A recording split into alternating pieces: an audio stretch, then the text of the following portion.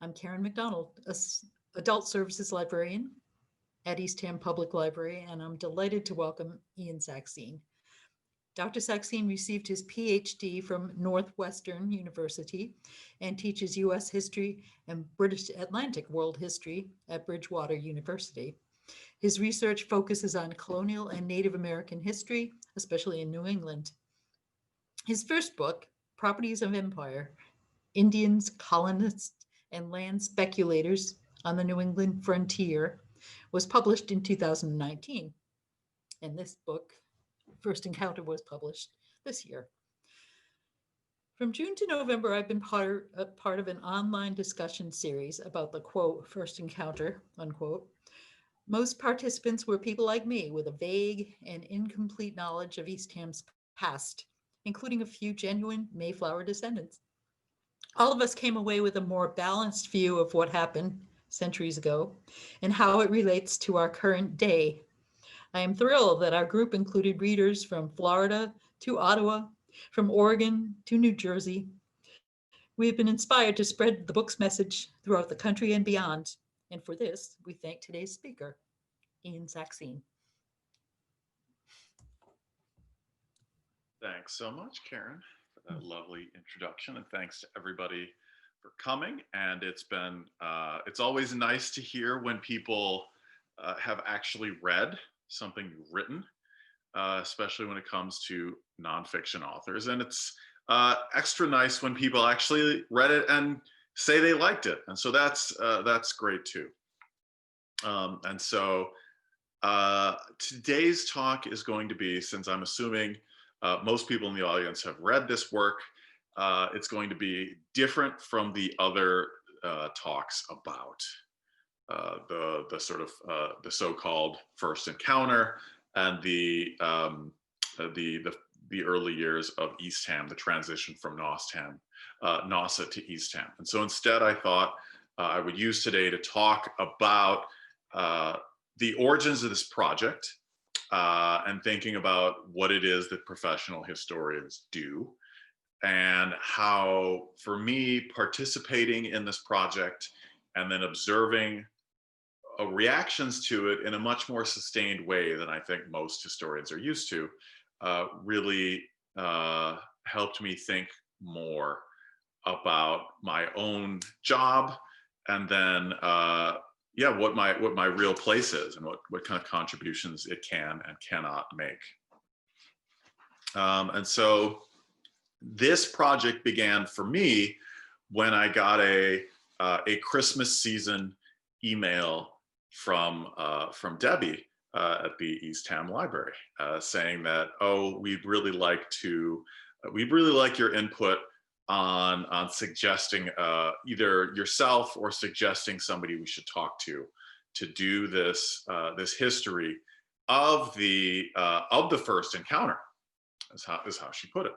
And I confess that I was initially not interested in doing it myself, because I was under the impression that I was being contacted by a town that just wanted me to do a fairly, I guess from my perspective, a kind of genealogical history of the so-called Pilgrims.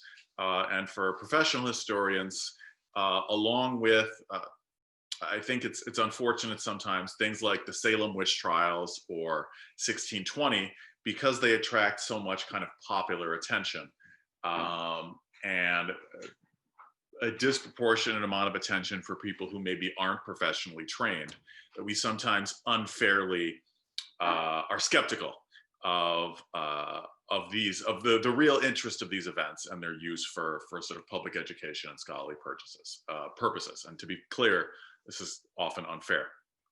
And so I thought to myself, well, I don't know. So this town is contacting me, and they want me to tell them nice things about the Mayflower passengers, and that was something I was less jazzed about doing. And so I remember I wrote back to Debbie, and I kind of recommended a few people and thought that would be the end of it. And she wrote back and said, well, these people we've tried, and here's why this other people, wouldn't work. Here's what we were trying to do, and we really like to talk to you, and we would like you to do it. And so then I I got on a phone call with Debbie and with Tom Ryan, who both played a pivotal role in this whole process, entirely to the good. And they told me more about the Eastham 400 project and how this was envisioned as a serious attempt to retell the story in which the humanity of all of the participants would be equally centered, come what may. And so that I was more interested in, quite honestly. And I thought, okay. And I very much like doing public history, and I like doing work outside of sort of academic journals. I've done a number of projects for the Maine Historical Society, for the general public, and I used to teach high school before I was a college professor. So I thought, okay, this sounds like a really great idea, quite honestly.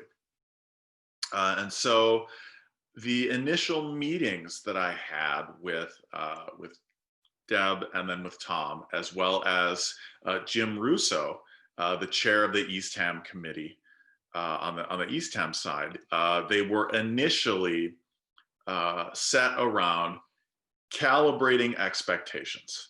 And so one of the things that I wanted everybody to be clear on was what was being expected of me, and what the full goals of the project was.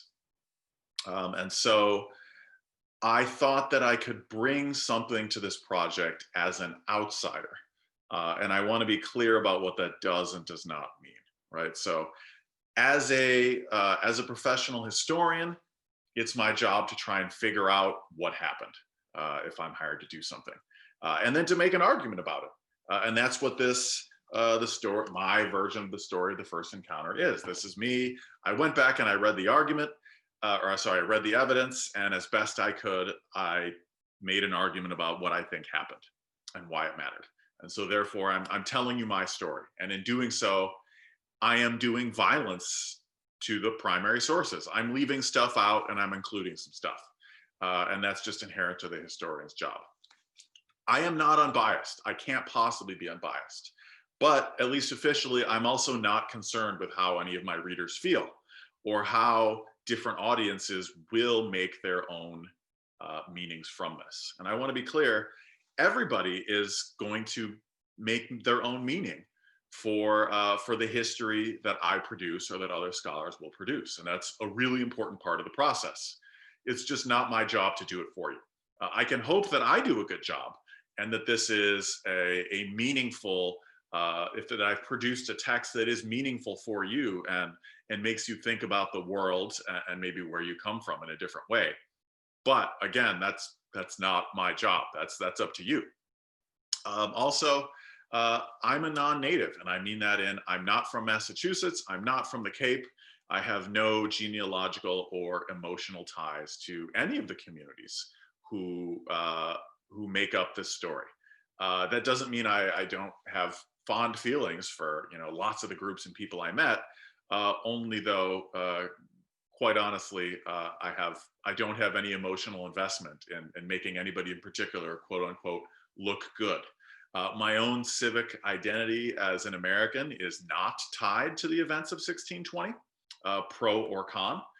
One of my, quite honestly, pre-existing biases coming into this project is that in the grand scheme of things, 1620 didn't matter outside of the Cape and for the actual people involved in it in the grand scheme of things, nearly as much as most people seem to think it does. That doesn't mean that the people there's lives didn't have meaning, and that doesn't make it not an interesting story or a story worth telling. Only that 1620 did not have anything meaningful to do with the rise of democracy, the rise of a democratic republic in North America. The passengers on the Mayflower were not intent on spreading religious toleration or self-government. Nor were they particularly interested in building a new nation or going very far beyond the coastal enclave that they tried to set up. And so viewing them as agents either of American democracy or manifest destiny, um, I came into this believing that was pretty overblown, quite honestly. So, which is kind of an interesting, it's an ironic bias, I thought, for I'm the person they were hired to do this. And my initial beliefs coming into the project was that this really just doesn't matter as much as everybody here thinks it does. Um, like, again, not in a rude way. Um, and so, um, I am, like I said, I am not from the Cape. I'm also not Indigenous. That doesn't mean I don't have perspectives. And that doesn't give me some sort of omnipotent authority to kind of call balls and strikes between locals. I want to make it very clear. I am, in the sort of definition of the term, an academically trained, expert on New England history. But this project and how people receive me also reminded me all the sort of problems and wrinkles that come along with how we as a society qualify and define expertise, and who and what that includes and who and what that excludes. And there's a very long history of non-native academics claiming special knowledge of Indigenous history or communities or traditions. And I had no intention of doing that, to be clear. Uh, Also, different Indigenous communities, not just the Wampanoag, we should add, sometimes are not interested in sharing their story with everybody, as non-natives would see it.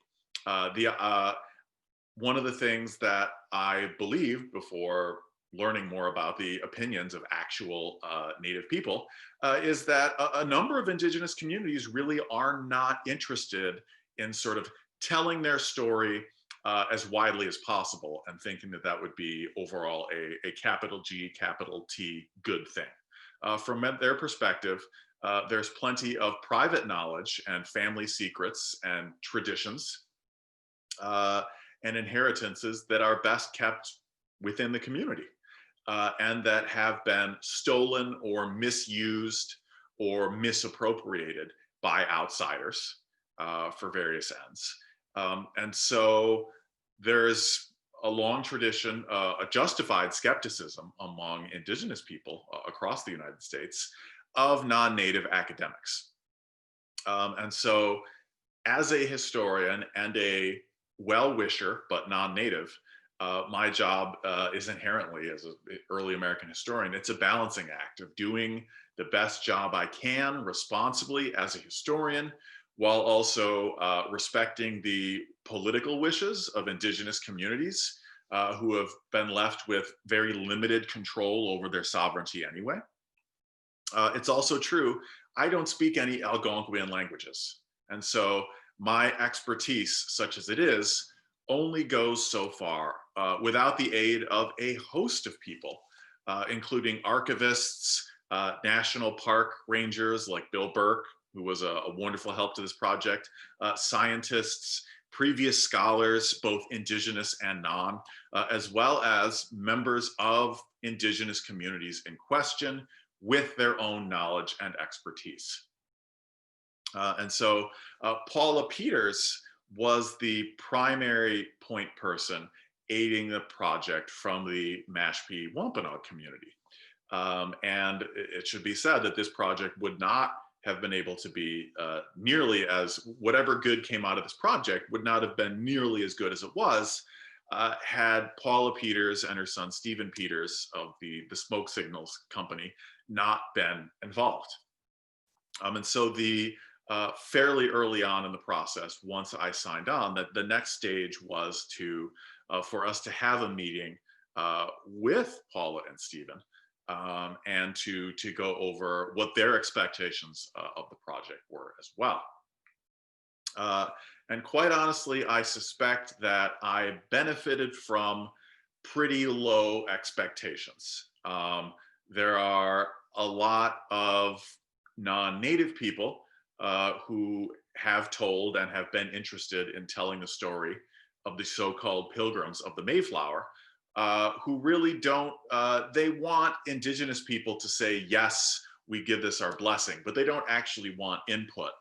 And they're not really interested in telling, they want to tell a feel good story for Mayflower descendants. Um, and that is not what the Wampanoag are particularly interested in doing. In particular, because a full, unblinking history of uh, the Mayflower and of Plymouth Colony bears little resemblance to a lot of the myths that the Society of Mayflower Descendants has been so energetically peddling for several centuries. And so the fact that I shared these my ground rules and my backgrounds and my own hopes and agendas for this project.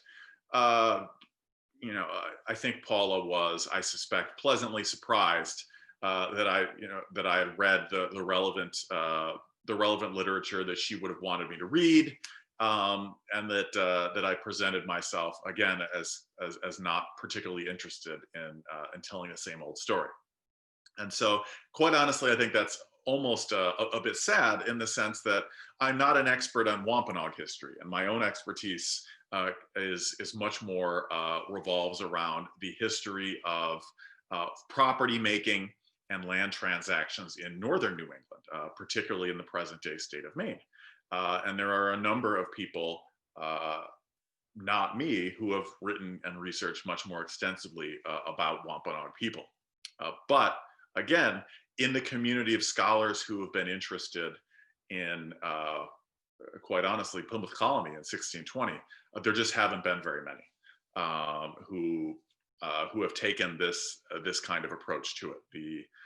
This era has attracted a disproportionate number of people writing genealogical histories, people writing stories of the Mayflower that really were striving towards tying it to some larger narrative that could give meaning to various ideas about toleration, democracy, or something else.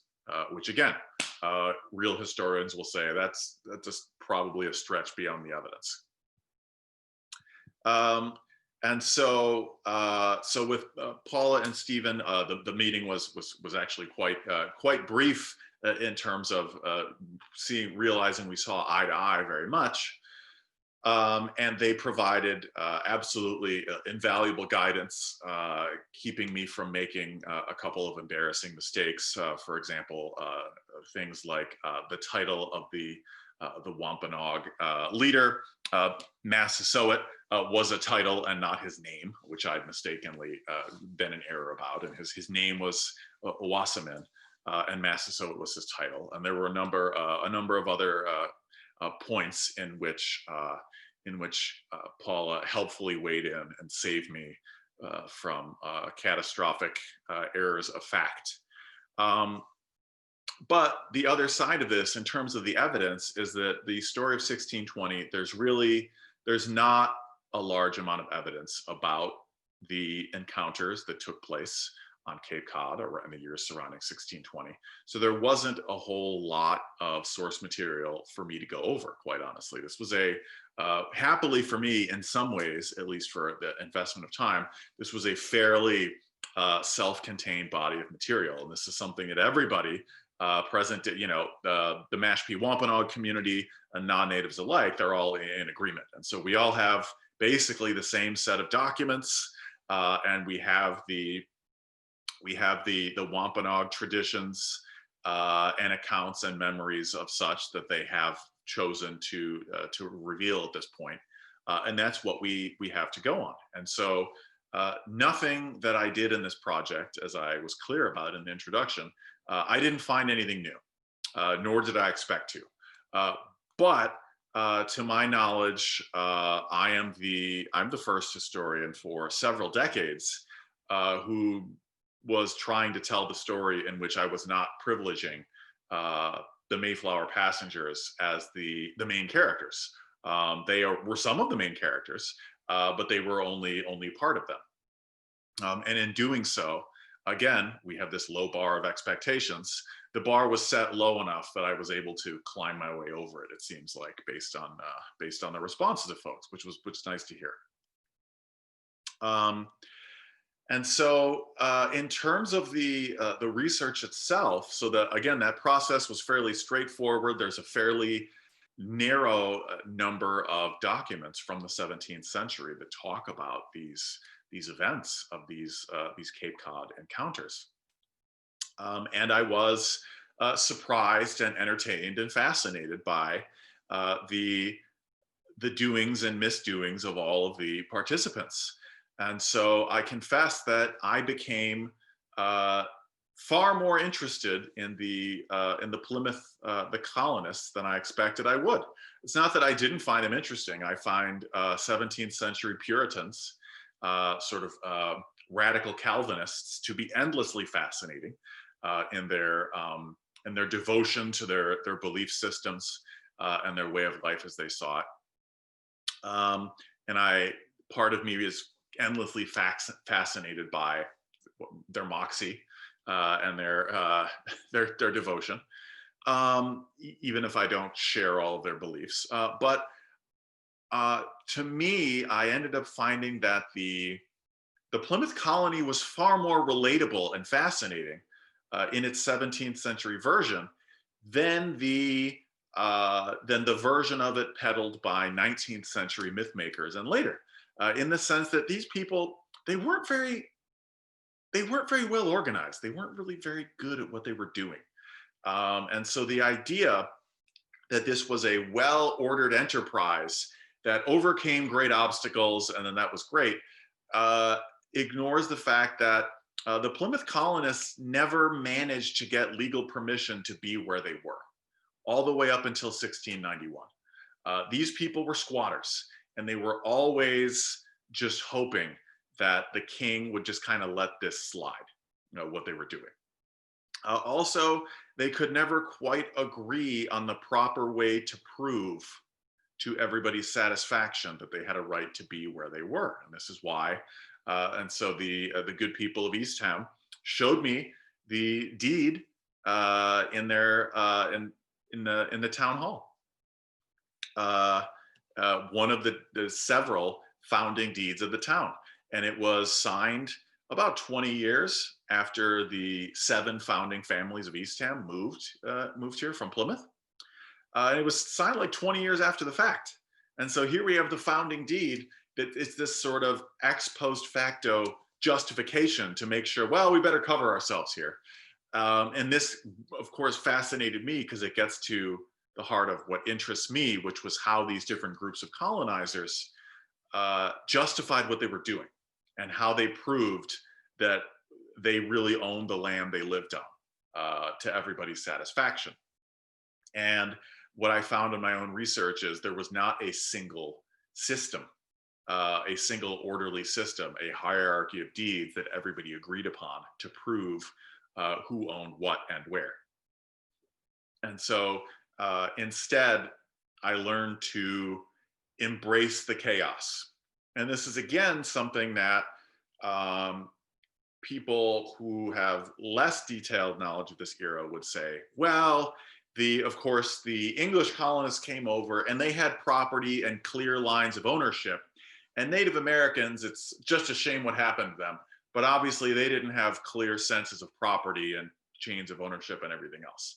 And that is very wrong in a number of reasons. First of all, indigenous people absolutely had clearly delineated senses of ownership, of group use of resources, and limiting access to certain people, families, communities of both human and non-human entities.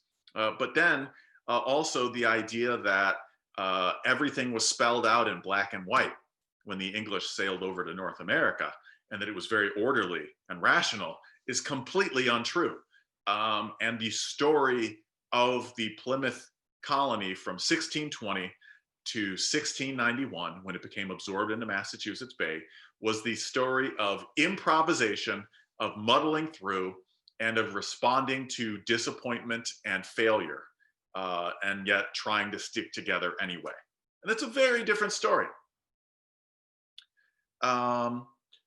And so this is something that I can never get over. I was fascinated when I realized that and very much against my expectations.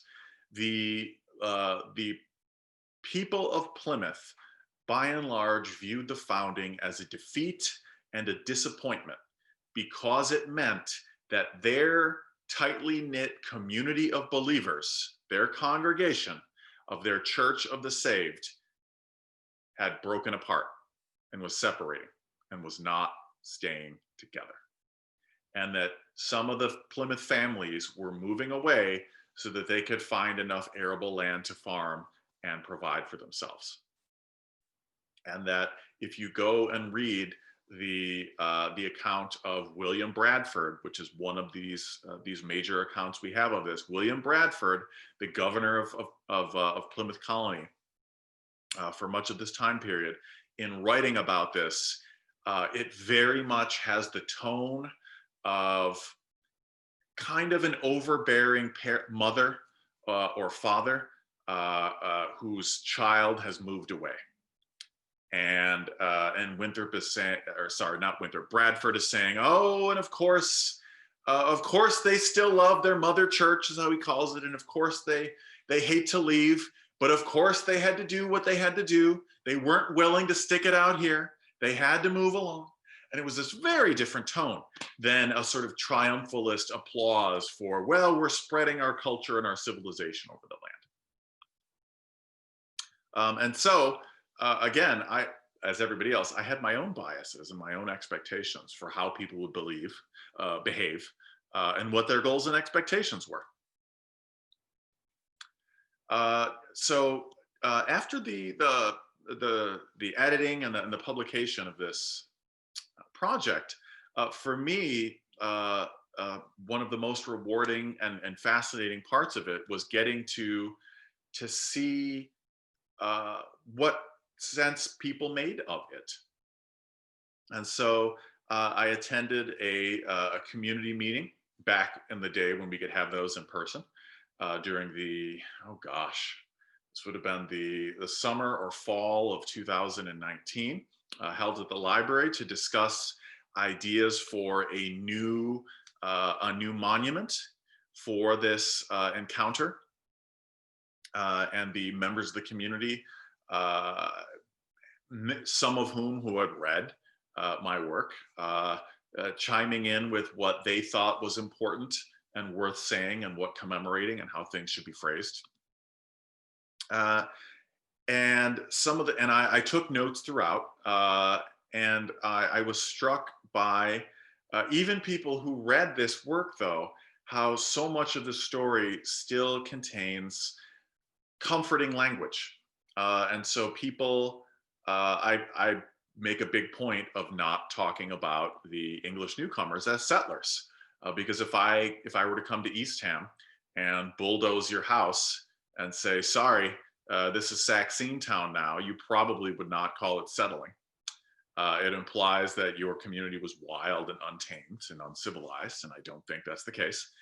So it's inaccurate, right? But then also, and then terms like pilgrim, which these people did not call themselves. And it's not particularly accurate, especially since so many of the Mayflower passengers were not themselves members of this congregation, nor did they call themselves pilgrims. And so much as a history of World War II does not talk about the greatest generation storming the beaches of Normandy, pilgrim, or worse, pilgrim fathers, which leaves out all the women there, pilgrim fathers, it leaves out so many participants and flattens their motives, and resorts to these feel-good honorifics, quite apart from what they were actually doing.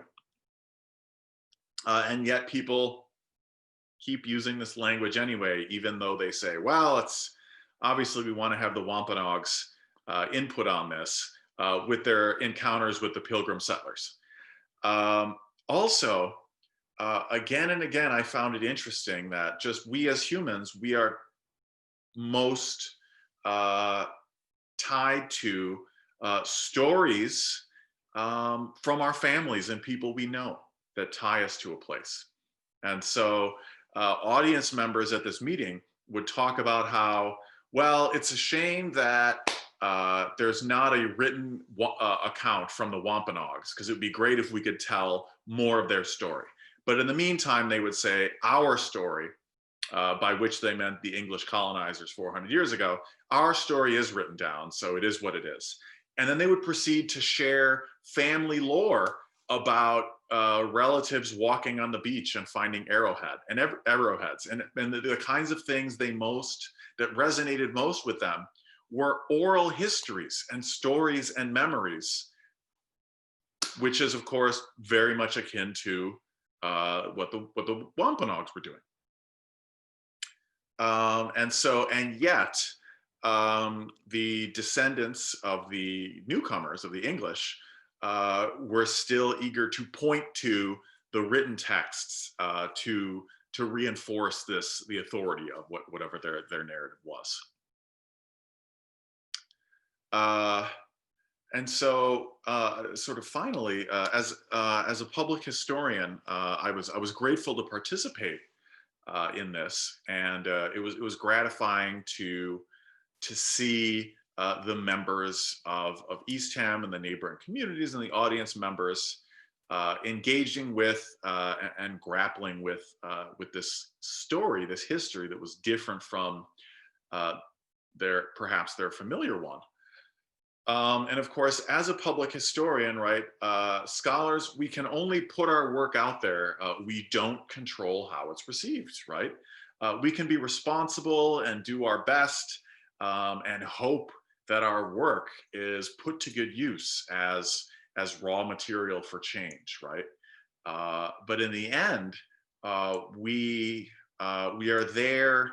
I'm always reminded, we're usually not good at providing answers. And that's one of the things I think that many people find irritating when they talk to professional historians, is we're happy to tell people about things that weren't true, or this is how it really happened.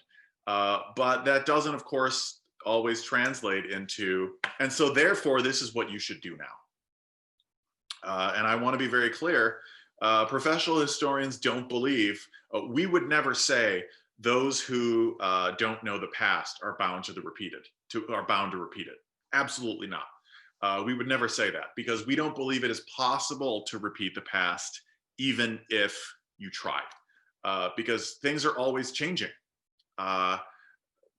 Okay, and so history is not like a cookbook for us to if we look at the past and we learn the right things, we can apply the right lessons, and then we'll do the right thing. Historians don't believe that, oh, right, if we just add a dash of GI Bill and a mix of New Deal, but then add in a hefty mix of civil rights, along with various reforms, out will come your ideal public policy solution for the 2020s. All right, we don't believe that. But what responsible historians, of which I hope to be included in that category, would say is that if we can't really understand the present unless we understand how we got here.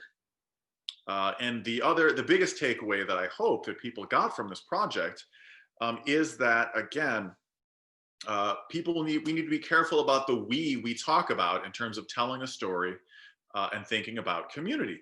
And Eastham, whether it chooses to admit it or not, is intimately bound up with the community of Mashpee. Many people who live in Mashpee today are descended from people who used to live in Nauset. Eastham was built on the site of Nauset.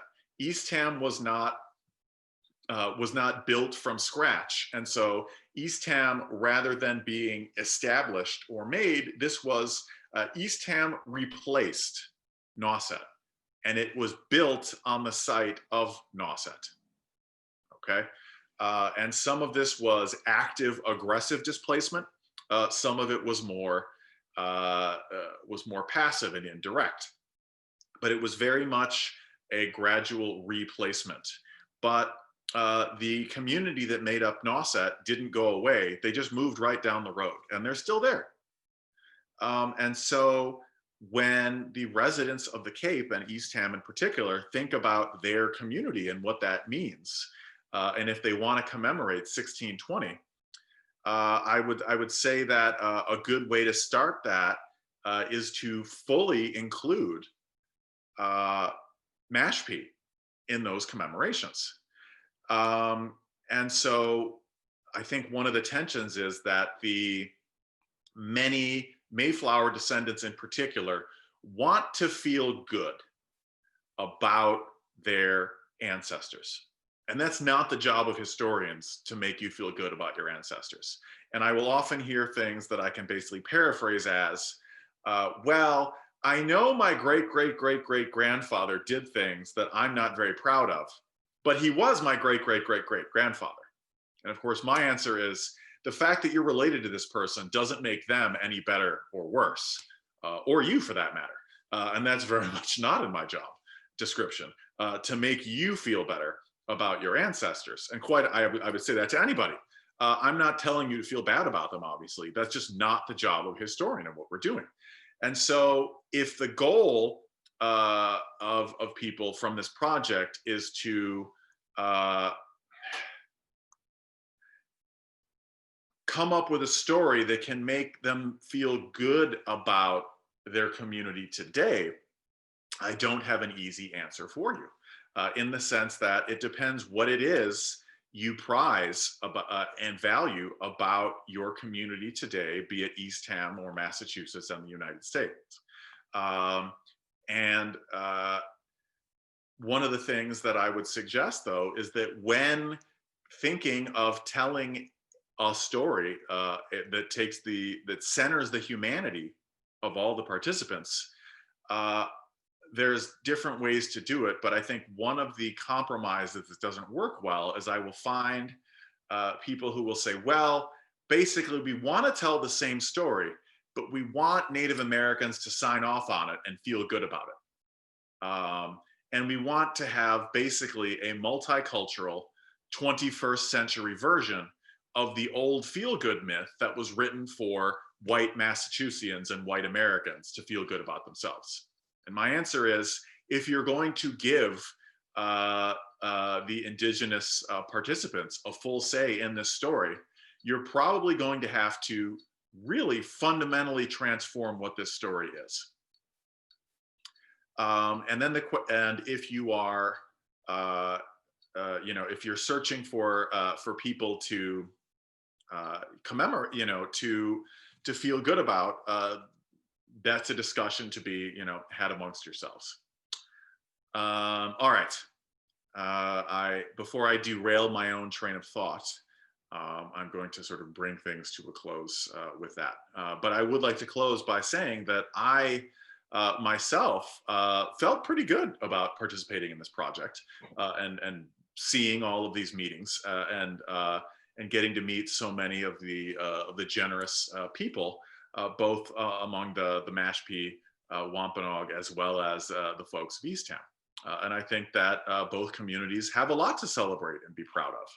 And so the way that they choose to reflect on their 4 centuries long relationship is something that I was very grateful to play a small part of. And it's something that I very much look forward to seeing the decisions that these communities make. All right, so let's see some questions. All right. Yes, so we've got from Deborah about the well, William Bradford was the primary scribe from Massachusetts Colony. Are there further written records? Yeah, so if you go to the back of the book, actually, there's a list of sources, and again, it's not very many.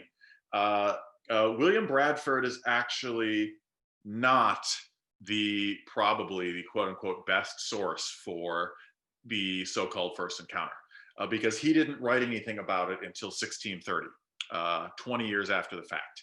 And so the earliest relations of these encounters came out in 1622. And so there's a relation or journal of the beginning and proceedings of the English plantation settled at Plymouth in New England. This is commonly known as Mort's relation. There were several other publications from the early to mid 1620s talking about what was going on, oftentimes in fairly blunt terms. And then William Bradford's account came along. And so about Thomas Prince himself, the founder of Eastham, I'm sure he wrote something.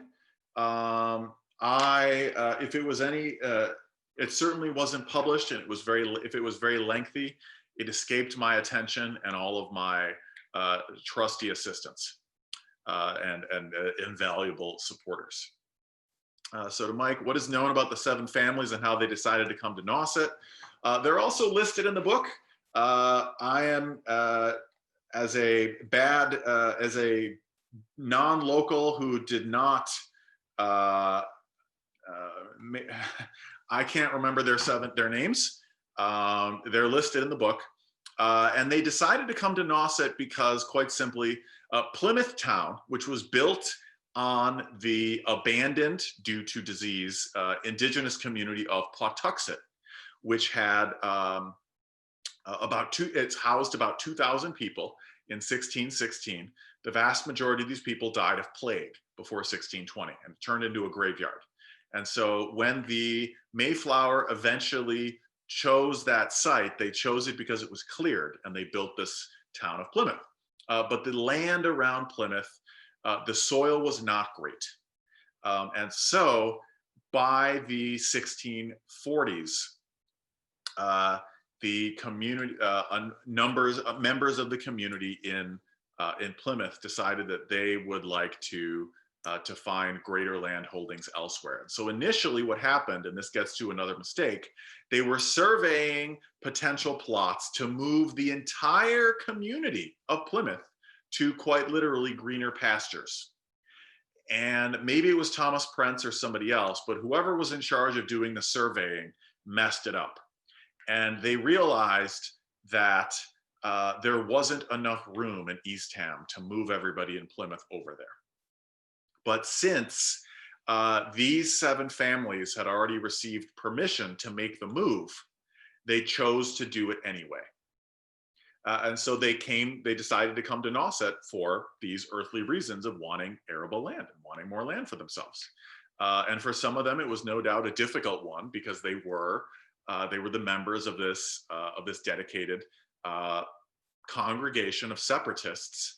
And in Plymouth Colony, because the colony had such a difficult time attracting other separatists to North America, most of the people who moved to Plymouth ended up not being religious separatists like the Plymouth congregation, but were instead communities of people who found that perhaps Massachusetts Bay Colony was a bit too strict for them, or not to their liking. And so ironically, even though in terms of theology, the original Plymouth colonists were even more unblinkingly Calvinist than the Puritans who stayed in the Church of England, in the end, many of the people who moved to Plymouth Colony were somewhat more flexible and heterodox than the Puritans of Massachusetts Bay.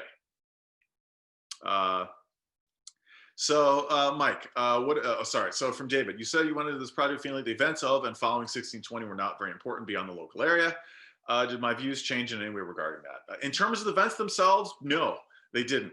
And so the reason being that most of the colonization of New England began in really 1630, when what became a migration of approximately 20,000 English people into Massachusetts Bay Colony began.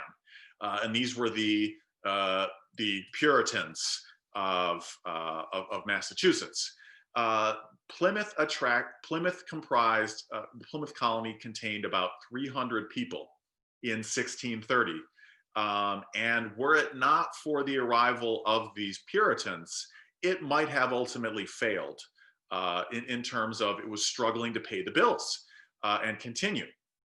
And so because the English had already established colonies in North America and other European colonizers were doing the same, there was nothing particularly new or distinguishable about the Mayflower passengers compared to a bunch of other groups of people who arrived on the North American shores that would merit the disproportionate amount of attention they have gotten. And so they matter, of course, in the sense that they are still one of these early groups, and in the sense that a bunch of these other early colonization attempts matter as well. But if you are a student of the history of colonial New England, 1630 was far more important. The decision of large numbers of English Puritans was vastly more significant. And most of the most Massachusettsians and most Puritans themselves, they didn't actually think that the Mayflower affair mattered very much either, until really in the era of the American Revolution and beyond. Because again, everybody knew Plymouth wasn't really Massachusetts, and this was a sort of separate tradition.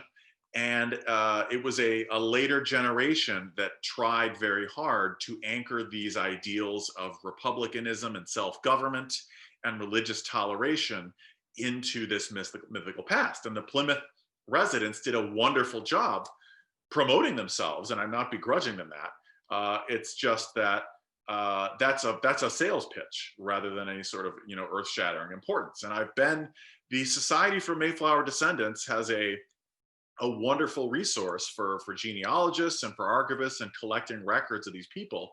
But their website's claims about the Mayflower Compact and its relevance for representative government are complete nonsense. There is just absolutely nothing undergirding that claim, and it is completely false. And there is no excuse for continuing to peddle that other than to make descendants feel good. And if you're there from the Society of Mayflower Descendants, I'm going to tell you that to your face. It is what it is. Okay, Bob, what did the separatists offer to the Nauset to purchase their land? So we don't always know in every case. So it depends on the deed. And so deeds in English law had to, the format of proper English deeds in the 17th century, they had to note that proper consideration had to be paid, but deeds didn't always have to specify what goods or commodities were exchanged. And so in some of these deeds, we don't know what exactly was exchanged. And so generally what happened was, in most of these deeds, land transactions involved various trade goods. Some indigenous people at certain dates did accept colonial script or money, but usually they accepted commodities that they wanted or could use. And the backdrop to these purchases, and so this is where, and as the publication mentions this briefly, is that it's difficult to assess the intrinsic fairness of an individual deed in many cases. And this is because there's often a lot going on that's not written down. And so one of the things that more skilled scholars than I have talked about is that the patterns of English land use in the 17th century increasingly made the land around their towns useless for indigenous people. And so if you were a Nauset living near English people, over time, the colonists' pigs would devour all of the undergrowth in the woods and chase away the deer. Colonists might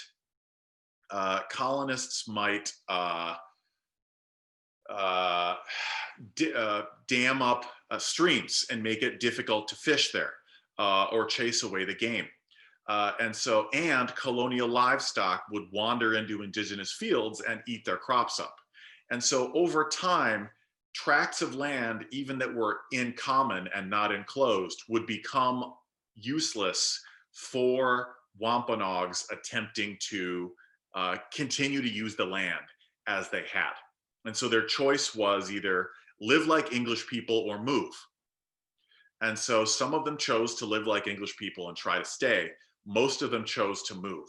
And so the origins of the town of Mashpee was very much in this indigenous effort to preserve indigenous networks of land use and property and gain a certain amount of English protection and recognition for it at a time of increasing colonial populations and decreasing populations of Wampanoags and their neighbors. Uh, and so, Janice, there's actually not anything I'd add to the book right now, quite honestly. Maybe in time, but it hasn't been long enough. And I've been shell shocked by 2020 being awful. And so I certainly, I just have very little new to add intellectually in general to the world, to be blunt. And in terms of I haven't seen the Colonial House. I haven't seen the Colonial House show. And so I quite honestly, I cannot responsibly comment on it. I know that I'm pretty sure that Donald Soktama, the Passamaquoddy historian, had a major input on this. And so on some standards, by some standards, was quite well done. By others, so my concern would be less about obligations to the quote unquote mother country in terms of any sort of biases those ways, and more about what happens when you try and combine sensationalized reality TV with accurate historical depictions of 17th century life. A lot of that stuff is just not going to fly well for 21st century sensibilities. And so the little I've heard about that is that was the sort of trouble the show ran into. To Peter's question, how significant was the Mayflower Compact as a document of governance of historical significance? Zero. Here is why. First of all, they didn't call it the Mayflower Compact. They called it a covenant. And the Mayflower Compact was a term that later generations coined to give it greater cachet. And if you read the document, first of all, they say, of course, we respect the king and English laws. And what the government, or what the covenant was in agreement to do by the heads of household on the ship was that they would, since they were outside the legal boundaries of any English authority they recognized, that they would pick a governor and agree to not break up their party and then potentially all die in the woods. And so the so-called Mayflower Compact was has about the same world historical significance as an agreement that like the members of the cast of Survivor might make among themselves to try and not kill each other as they survive on this island. They did not change any English laws. This was not establishing any grand precedent of self-government, especially since had the passengers of the Mayflower been interested in living in a republic, they would have stayed in the Netherlands, which was a republic. And so the Mayflower Compact has significance as a later 19th century Massachusetts element of the Puritan Fathers myth, tying the Mayflower to later American Republican self-governance. But in historical significance, I would say next to nothing at all, except for maybe if this was an agreement these people needed to survive, good for them. But that's it. And so the inclusion of the Mayflower Compact, like next to the Declaration of Independence as one of the pantheon of essential documents in American history, I can't think of any responsible historian, any serious historian who was not in the business of statue polishing who would make that argument today, in all honesty. Okay. In terms of did I learn what made the Mashpee the chosen designation for the Nauset? Yes, so it was already one of the established indigenous community locations on the Cape. And so geographically, it had the advantage of being far enough away from any English areas of colonization that its resource base was relatively intact. And so that was the best thing that it had going for it. And so it became one of the so-called, praying towns of colonial New England, which were indigenous communities that acquired the designation of an English township from the perspective of colonial authorities. And that gave them, in English law, legal recognition that they had a right to be where they were. And so for the indigenous people who took up in Mashpee and some of these other towns, this represented a compromise, right? And they sought out essentially a protected status from colonial authorities, which they hoped would then be able to preserve as much as possible indigenous networks of property, as well as indigenous control over their own government. And so they still had their own community leaders, and as well, most Mashpee Wampanoag eventually converted to some form of Christianity, but they practiced a form of Christianity that was very much on their own terms.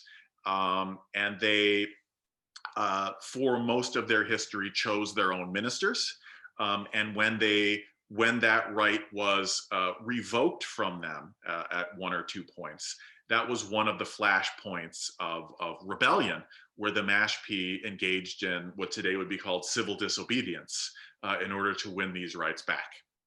And so the history of Nauset has been one of continually struggling to maintain their own self-determination in this kind of collective rather, sort of quasi-custodial role with relation to Massachusetts government, because it was the least of a number of bad options.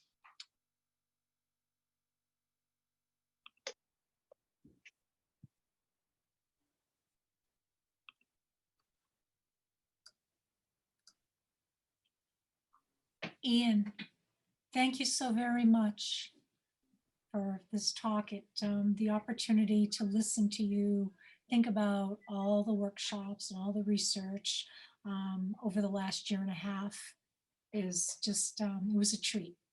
And I just would like to introduce Tom Ryan, who's the vice chair of the Eastham 400 Commemoration Committee, because he just wants to say a couple words about a couple of the upcoming programs. Thank you. And Ian, thank you. It was a privilege for me to travel with you in the making of this book. Folks, the actual anniversary of the first encounter is this Tuesday. And if we were not in COVID, we would have a lot of wonderful assemblies together to mark that occasion. But we do have several virtual events that I think are worth your time. If you go to eastham400.org, at eastham400.org, from the homepage, you have a place to click for events, all events of the commemoration.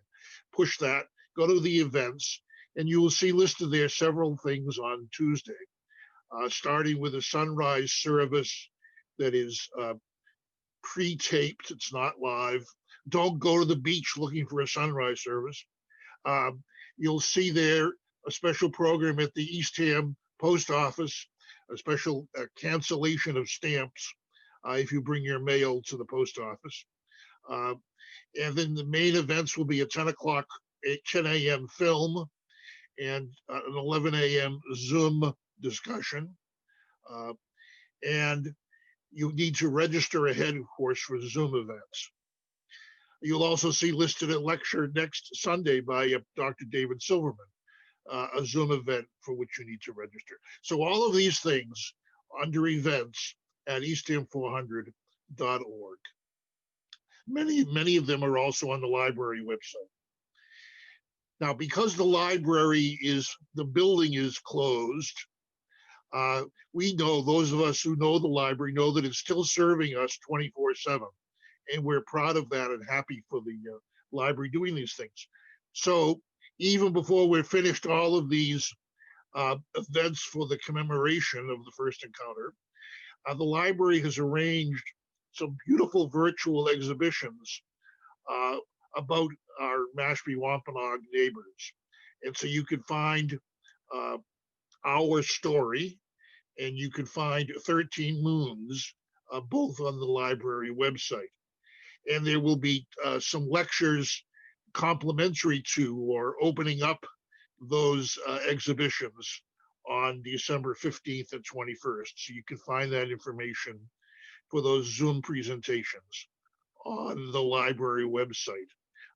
And look forward to even going into 2021 to 2021, other presentations on those exhibitions, which the library is having. Thank you for the opportunity to share those, Tim.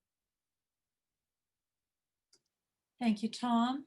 And thank you all. And we'll hope to see you at other events in the upcoming days and weeks. And just everybody, be safe and be well. And thank you. Have a good evening. Thank you, Deb. all. Thank you, Ian. Thank you. Ian. A pleasure. Thank you.